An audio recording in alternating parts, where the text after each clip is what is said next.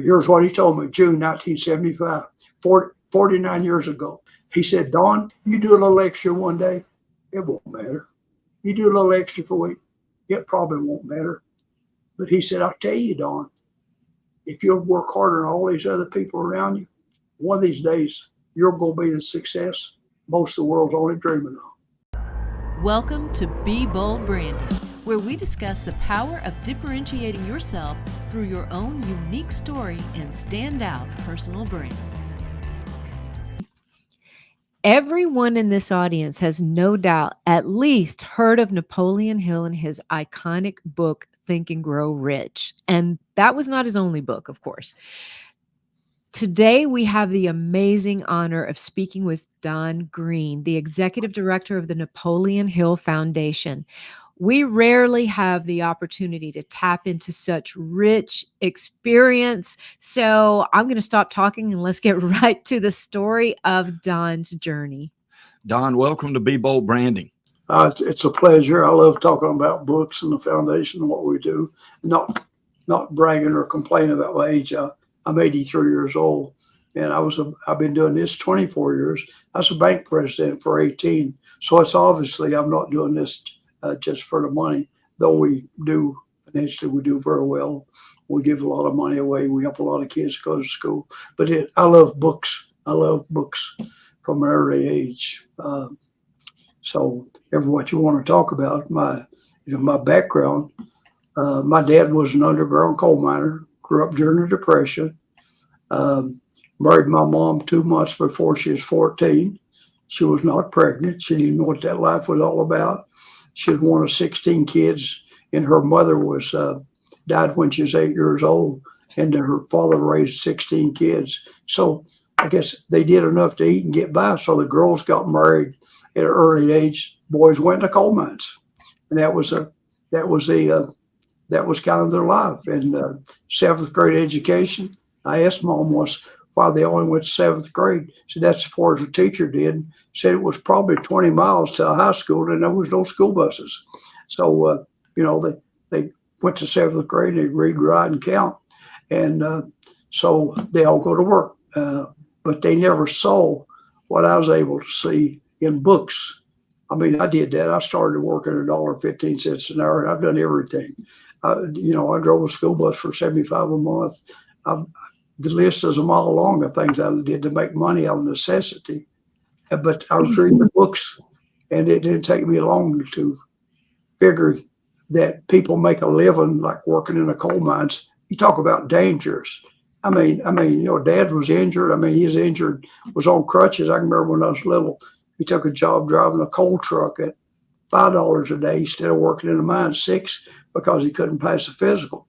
And he done that for about a year, and he was on crutches. I can remember my mom walking him to the truck, helping him up in it, reaching him crutches. I never thought what he did for the day, how he got by with. And she handed him his dinner in a dinner bucket. And but I read those books, and I knew that those great men I read about, I guess I dreamed, of things that would show you success. It changes as you get along, and I believe in a vision board. I wrote about that in the book, A Millionaire Vision. I believed in a vision board. Simply we think in pictures. If I say Tanya and Michael, we're going out to a big Roost Steakhouse or someplace, we see that steak as a picture, not as a word on a menu. And we think in pictures. And so I put up those things, presidential, a gold Rolex, a black Mercedes, and a stack of money, and so forth. And where I saw them every morning, And of course, I know we have to be careful. After a while, you think of that song, the words Peggy Lee said, is this all there is?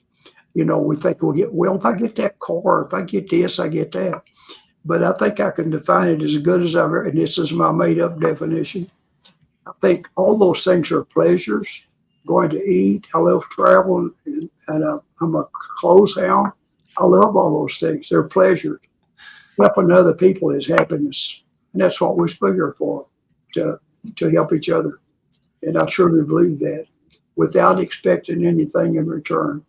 That there's so much to unpack there, Mr. Green, and it's just a pleasure to hear you recall some of these things. How were you first exposed to the teachings of Napoleon Hill? Well, I guess when I was in high school, we had a good library.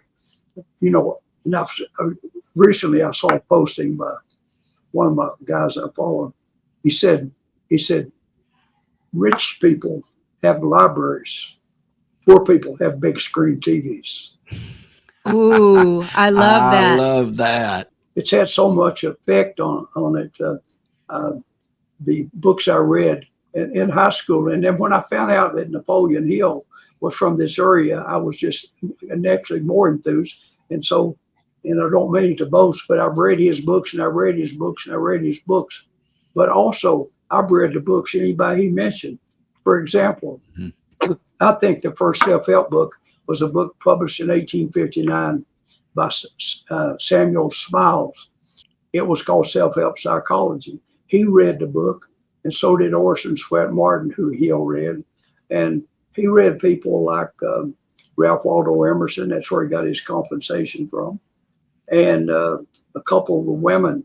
One of the women before him was very successful was Ella, E-L-L-A, Wheeler, W-H-E-E-L-A, Wilcox. And she wrote about our subconscious mind, how our conscious mind affects our subconscious. You know, our subconscious mind will take every what we feed into it, and we learn by repeating.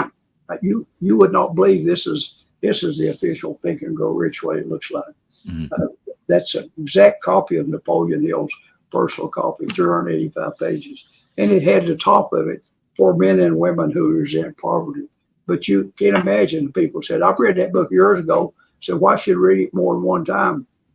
I said, well, I'll quote my friend Zig Ziglar. And Zig said, you can't take a bath and say, well, I done that. I'm not going to have to do it no more. I love that. I love that. You know what else I love, Don, is I would love for you to share this story because I was so inspired by it.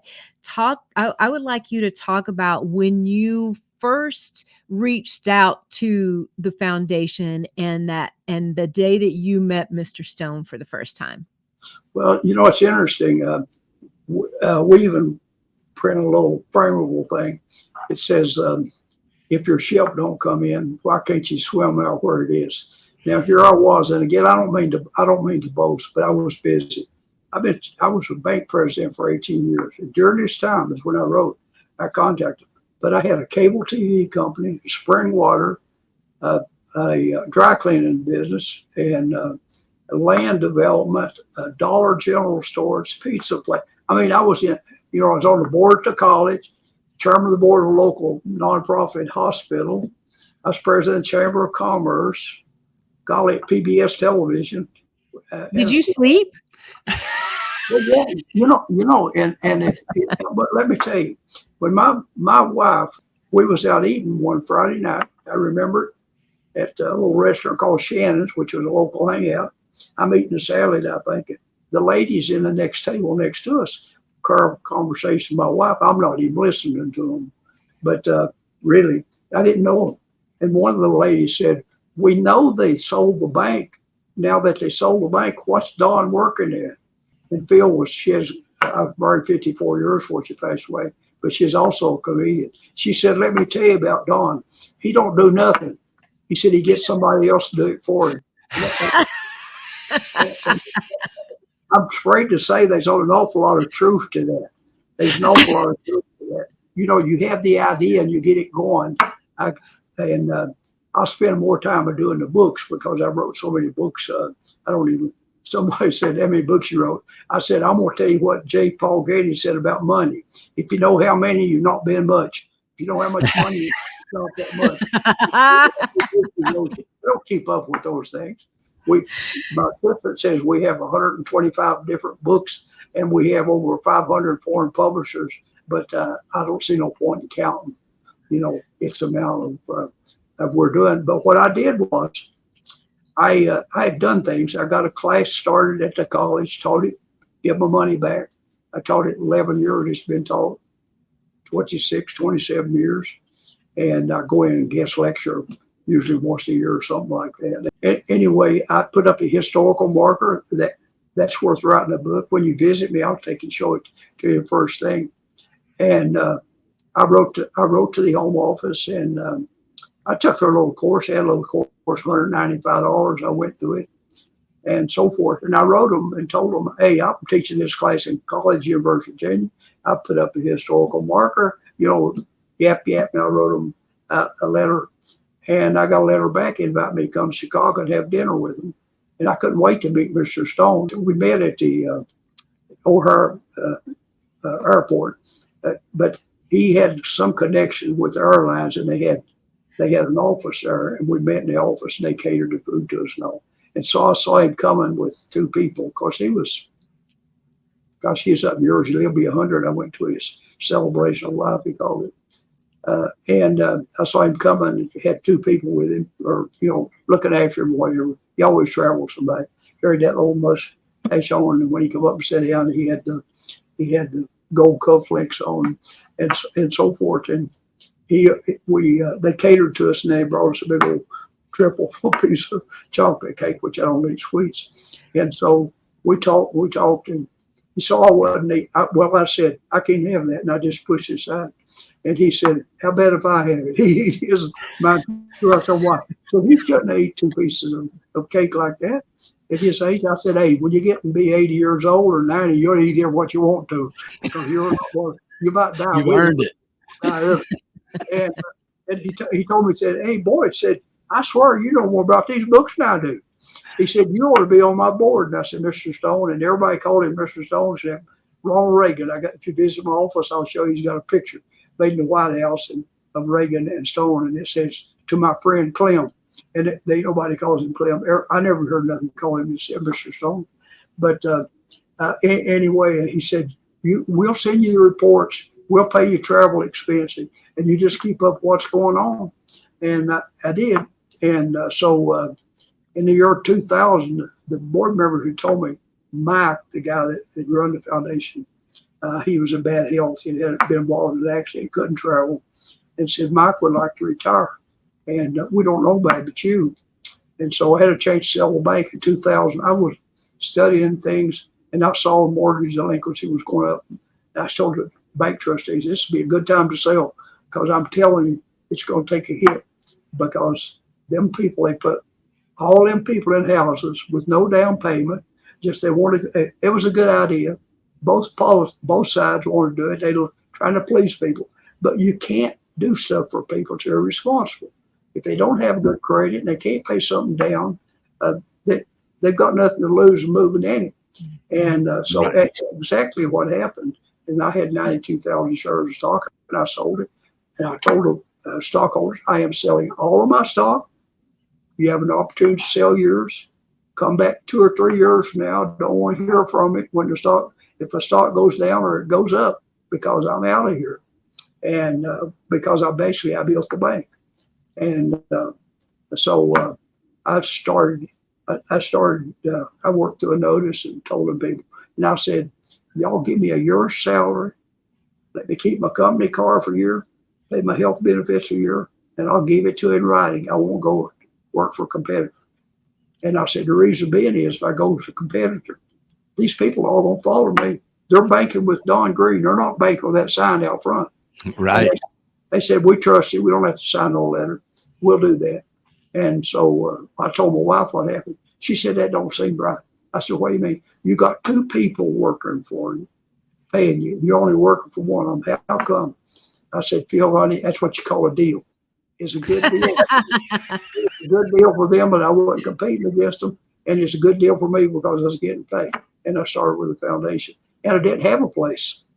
I purposely, when I built the dry cleaners, I put an office in it, probably 12-foot square, because I knew that I would be using that. And when I got out of banking, I wouldn't be running in and out the house or whatever. I didn't need no big office. And so I got a phone and a fax machine for $90-some odd at Walmart. My friend I was in business with gave me a little desk, probably wasn't worth $5. I already had the books. All I had to do was transfer the accounts down here and started making money left and right. because they had only one foreign publishers. I got a big book that was this thick. It lists all the publishers all over the world alphabetically. And I looked through there and picked out the ones that it said they did self-help books or business books or motivational books and so forth. And I would write a letter longhand. The lady that worked at the bank with me for 17 years, she'd pick them up on her way home, type them, bring them back the next morning, and I'd fax them because there was no internet. And all of a sudden, I'm getting these all first and morning book reviews and all over, and it was just like heaven, you know. And the board couldn't believe it. And even today, they know I can walk on water. It was like somebody don't tell them different. Well, we'll just let them believe it because we've been so successful and so forth. I mean, it's just on and on and on, and it's just like fun. Like what you're hearing? Hit that subscribe button and learn how you can change how you're seen and charge what you're worth. Yeah. You know, where I work 3 hours, 6 hours. I got a good schedule. I used to come in at 9. My assistant's got the second best job in the world. I got to work. I hired him to come to work with me, not for me. Nobody works for me. They work with me. Amen. Love that. I gave him a job at $10 an hour when he turned 14 years old in the 8th grade. He worked all the way through high school. He could tell his mom, why can't I work with Don? Sissy worked with Don. He had one sister. His dad was a coal miner, and she worked. She was valedictorian. She worked 6 years, 3 years in high school. She finished college here. She's a pharmacist today. The other little girl worked with me. She's a medical doctor. And then Zane, he'll pass them all. He's been here 12 years. He's only 26 years old. Wow. Oh, fantastic. Well, you know, Don, that brings me to a question for you. Of all the work that you've been involved in and you've done on these 24 years now with this foundation, what are you most proud of? The kids we help.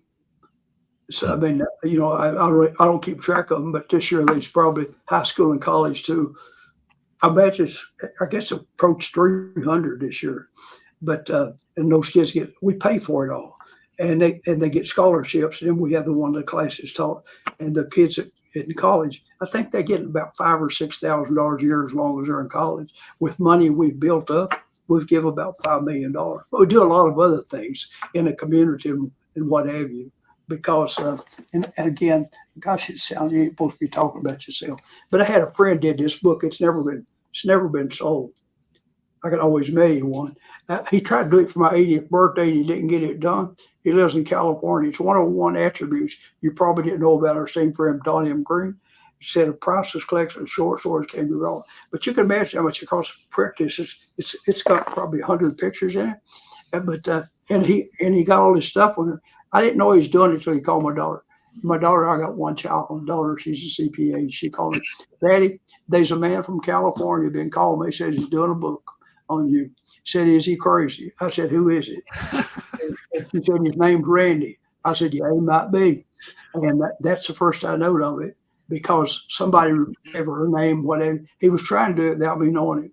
But he listed some of the things on it, and I won't go through them all. But I told him when I got the book, he gave me 550 copies to give away. I've never sold it on the internet. But he said, he just listed a bunch of them. Helping Heroes, U.S. Award 2020, Napoleon Hill Gold Medal Award, Malaysia Special Appreciation Award, Dolly Parton Imagination Library. I work with Dolly. President of UVA Foundation Board since 2004, UVA Volunteer of the Year, and I got it again last year. Member of the Board of Trustees, UVA-Y since 2000. Board of Directors of the Napoleon Hill Foundation. William Canto Education Award. Sam Walton. That's the only one I was curious about. Walmart, I called them and asked them, I said, "Y'all, that's nice. Y'all send me all this stuff and this plaque and Sam's cap and his book and so forth." But I said, why? They said, we had all kinds of nominations for you for the work you've done in the community. I said, well, thank you. But as President Chamber of Commerce, I been outstanding citizen of the year in the county for 2 different times. I'm going to be on the Blue Ridge on PBS television. I told him, I said, Randy, you left out all kinds of things. I could have told you if you'd asked me. He said, well, I'll redo the book. Yeah, and I'll have you shot too. I said, one book is one too many. But he put one in every library in the state of Virginia.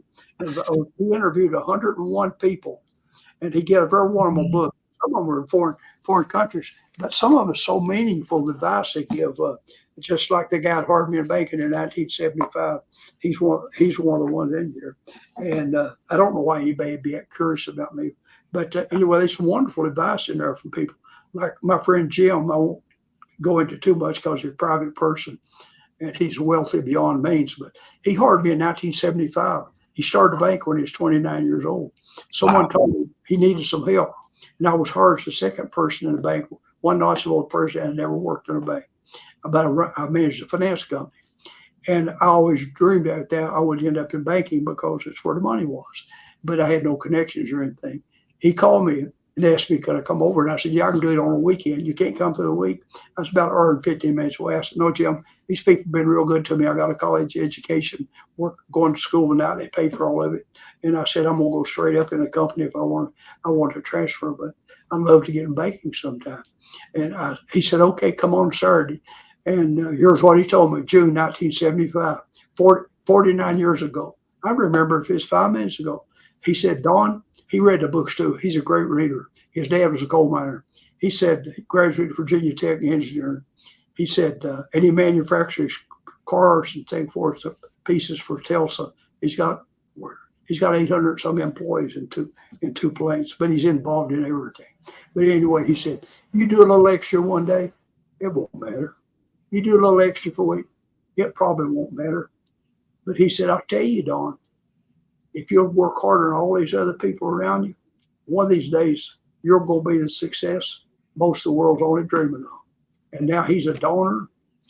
I won't tell you how much. You find out about it, talk about it. I won't mention his last name. But we talk on the phone of a night, and tells me things he's doing, what's going on. And we have dinner occasionally together. And just a wonderful friend. He'll call me sometimes. Hey, Don, I got some land out there. I said, ladies call him, said there's some trees about to fall. They said, you got somebody that you could get out there and run out there and look at them, and I'll send them a check if something needs to be done. And he has before. There's an old lady got some land and a house, and he's got some land close to her. And she had a tree about to fall. It wasn't in 300 or 400 feet of the house, but she imagined it. So he hired my brother. I got my brother-in-law to cut it down. It's in the business he's in. It's just amazing. I've just been blessed beyond measure. I mean, that's just plain and simple. I'm not the most religious person in the world. No, I'm a good supporter of the church. I'm a faithful attendant. But I have a little card on my table before I eat breakfast in the morning. And it simply says, God, show me someone I can help today. In Jesus' name, amen. And before I leave this office, I'll ask myself, see, like now, I had 4 requests from 4 prisoners wanting books. One of them wanted, which I had never had a request for, I can remember, is Seed Grow Rich Through Persuasion. It's a little pocket book he wrote. And the other one wanted a copy of Think and Grow Rich. And yesterday, it was somebody, I think yesterday before, one of them wanted a copy of Outwitting the Devil, which I thought, you in prison locked up, I guess that's very, very it's a fit. I don't know how much, and them people are not going to help me. They're not going to do it for me. But if it makes a difference in one of them, that's great. Sure, absolutely. I'm not looking Yeah. for that. Sure. Mr. Green, what would you say is a legacy that you'd like to leave behind? Would it be that? Well, I did a book with Jim Stovall, my idea. We wrote a book, and it's not been a bestseller, but we enjoy doing it. It's called The Gift of Giving. And here's the important part, is living a legacy, not leaving one, because you should see some good you're doing while you're still alive. I don't want to wonder how much money that guy's got in the bank, what all he owns, what have you. I mean, why can't you? I said, I hope somebody say, I wonder how many kids he sent to school. I wonder how many kids he helped out. That's awesome. Live your legacy. Don't just leave it. Yeah. I mean, Jim's a wonderful person. I don't really know Jim Stovall or not, but he's written 60 books. Oh, we'd love to meet him. He'll be the finest interview you ever had. His book and his numbers in the back of his books that I did with him, I've done 7. I've never given him a nickel. All the royalty comes to, he gets $50,000 for a presentation. been blind since 29. He was twice U.S. Olympic heavyweight champion, but he couldn't play pro ball because he was going blind. He would have played the pros, been a Dallas Cowboy. He's a big old guy, but 8 of his books have been made into movie, and he's received every award you can imagine. Wow. One of his books, The Ultimate Gift, has sold 5 billion copies. So, Yeah. and he's given. Wow. He went to school at Oral Roberts University. Here's the value of reading. I was reading one of his books, and he mentioned a guy by the name of Lee Braxton in that book. Well, Lee Braxton, I knew the whole background of him. He's the guy that delivered Napoleon Hill's eulogy. They were friends. But see, Lee Braxton, he was one of Oral Roberts' greatest supporters. He sold his businesses when he was 48 years old and kept enough to live on, and he spent the rest of his life promoting Oral Roberts University. Fact is, his daughter is a retired professor now. And so I called Jim his number. I got his number. I called him, told him what it was and so forth. I said, did you know Lee Braxton delivered the Hill here? I did not know that. But Lee Braxton told him to read Think and Grow Rich when he was losing his eyesight. And so he read it. He said, which is a struggle. And he said, did you read it? Yeah. And he asked him some questions. He said, you need to read it again.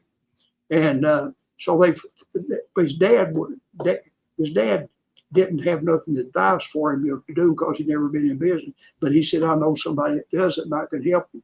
So when he was completely blind at 29, he started selling stock by phone. He applied for a job by phone. Of course, he had his wife already helping, and they gave him a 6-month trial.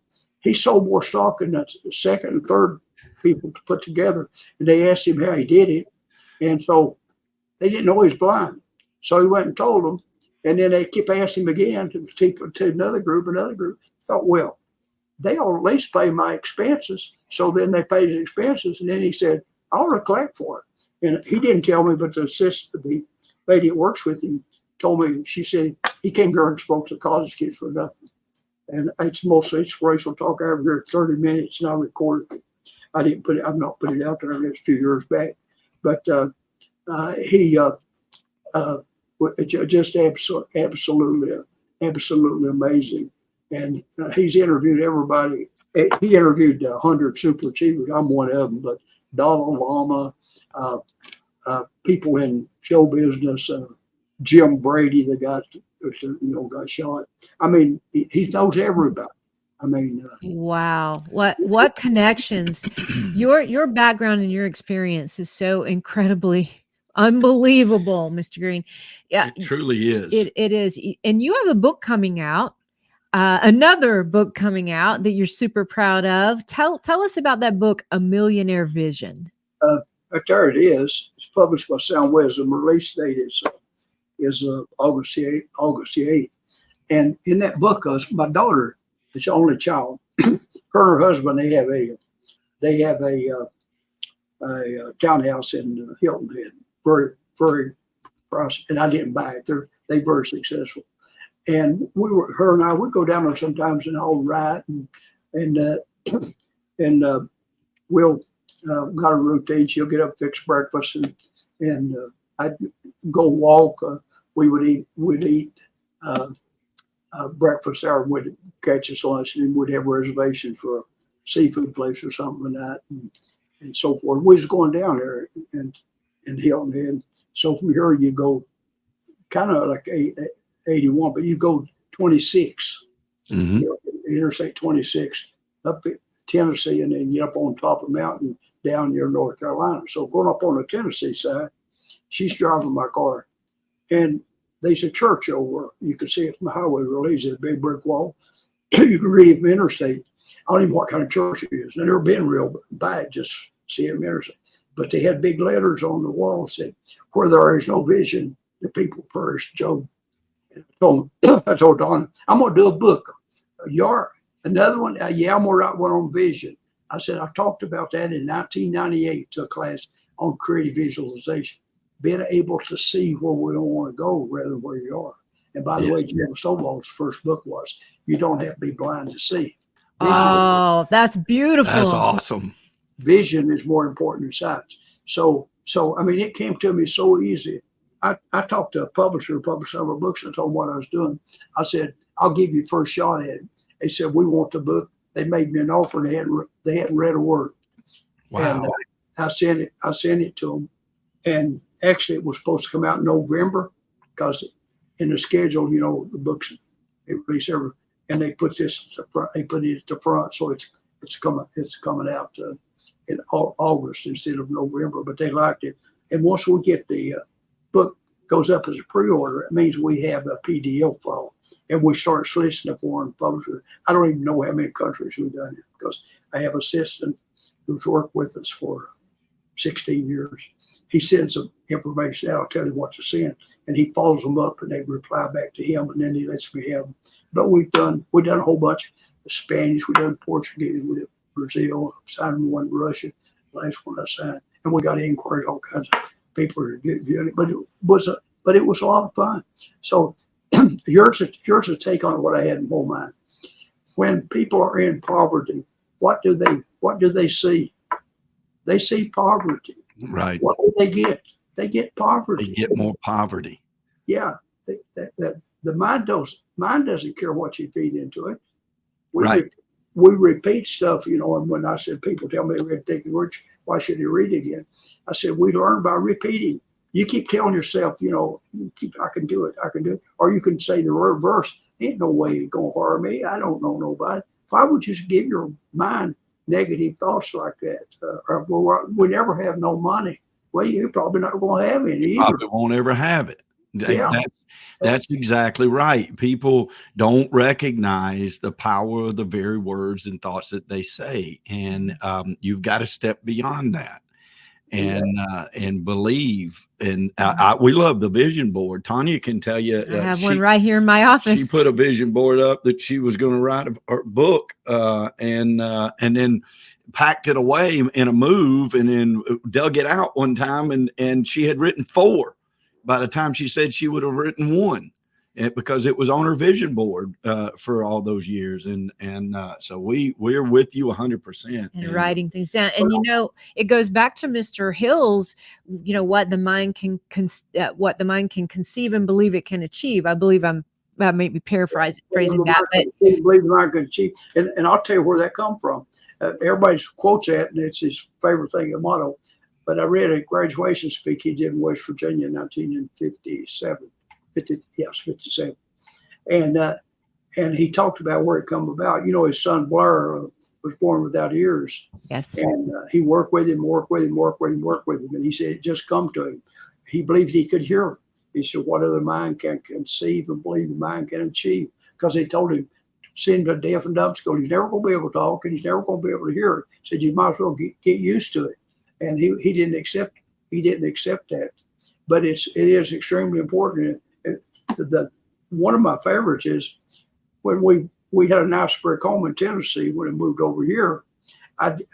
We didn't want to sell it. We built it and I leased it to a doctor, and all I could get, the coal business was starting, was going. There was no decent housing you could buy except there were some new townhouses, and I bought one of the townhouses, and then.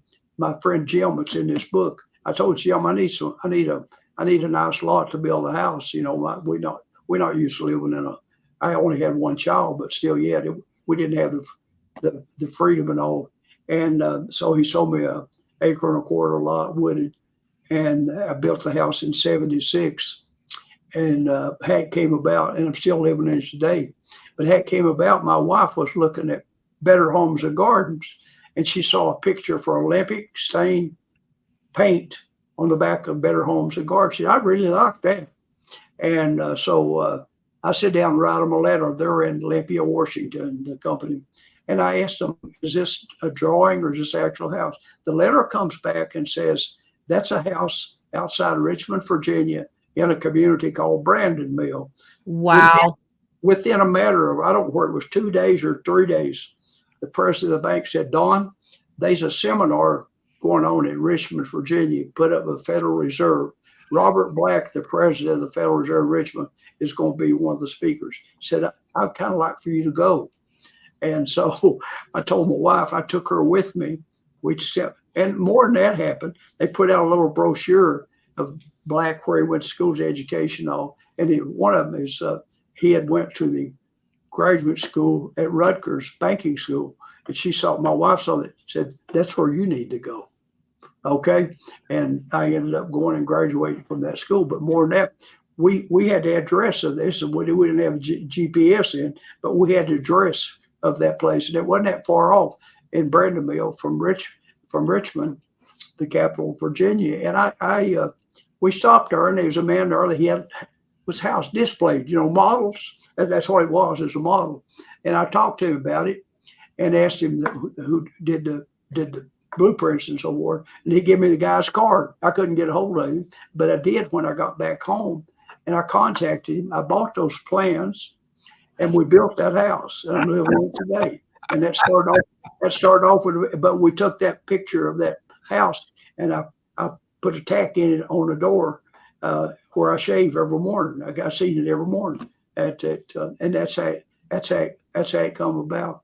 But even later on that, it's funny. My daughter's also an interior decorator and does garden design. Now, don't worry, she learned that on her own because she's a CPA, but she just loved doing it. And I did buy my grandson a townhouse when he graduated. It's the only grandchild I've got. I like to never was. He didn't want to do it. I said, "Archie, I want you to have it." Well, let me play the closing card. Okay, play the closing card. That's a good boy. How wonderful.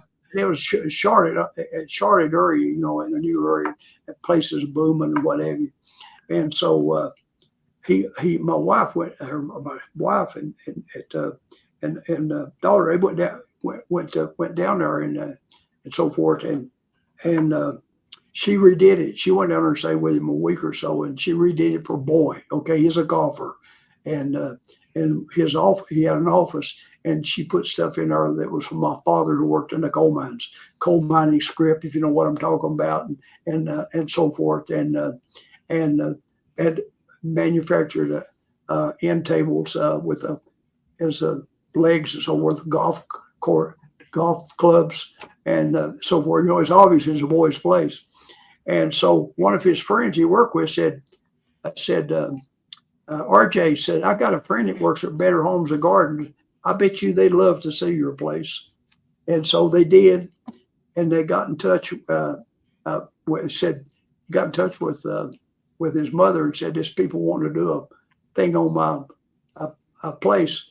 Said, "I don't want to talk to them. I don't want my picture in no magazine."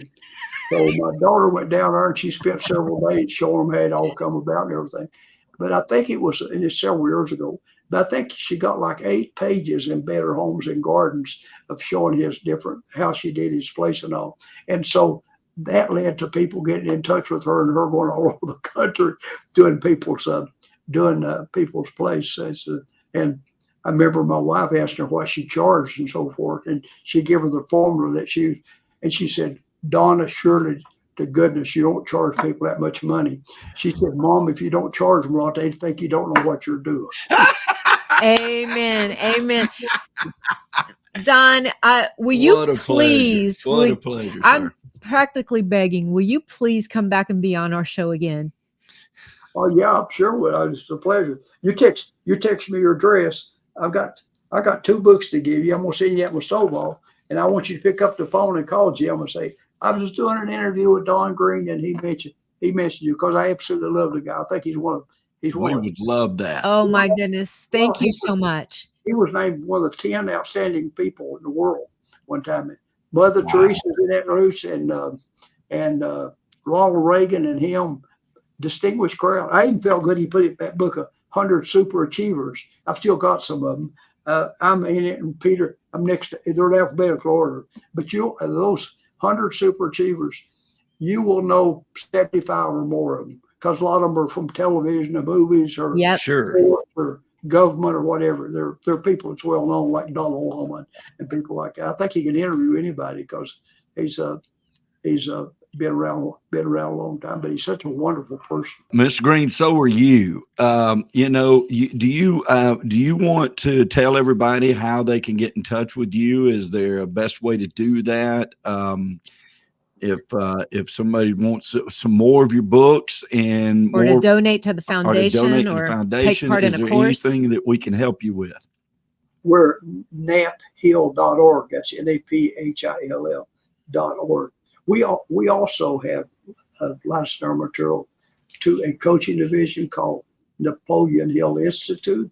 Yep. And it's a group of people that worked for years with Bob Proctor, and they're doing remarkably well. In other words, people that know the material real good can bring people in to have that coaching and be taught the material. Mr. Green, thank you so much for your time, and we definitely want to have you on again and continue this conversation, because it's, in a course of 30 minutes, it's hard for us to pull all the information of that wealth of information that you have, and the stories are just so rich and poignant, even in today's time. They are timeless.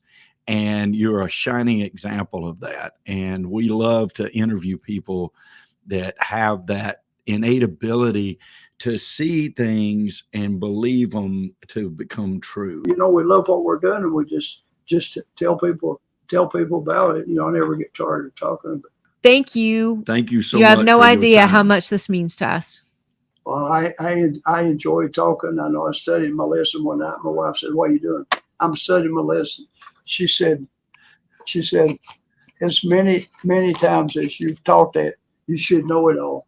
I said, "Well, Phil, honey, them college students, some of them real sharp." I said, "And the class is 3 hours long." And she said, "You can talk 3 hours. I've heard you before." Oh, that's beautiful. That is beautiful. Well, Mr. Green, thank you so much for your time. And we hope this is the first of many interviews with you. We're very blessed to be here today. Thank you. I appreciate you both. You bet. Bye-bye. Ready to change how you're seen and charge what you're worth? If you're not getting enough opportunities to meet with ideal customers, or the prospects you're meeting with just aren't ideal, it's most likely your brand that's holding you back. So if you're a coach, consultant, or expert who is on the rise, you need our ultimate guide to a freedom-based brand. Download it free now at BrandFaceGuide.com.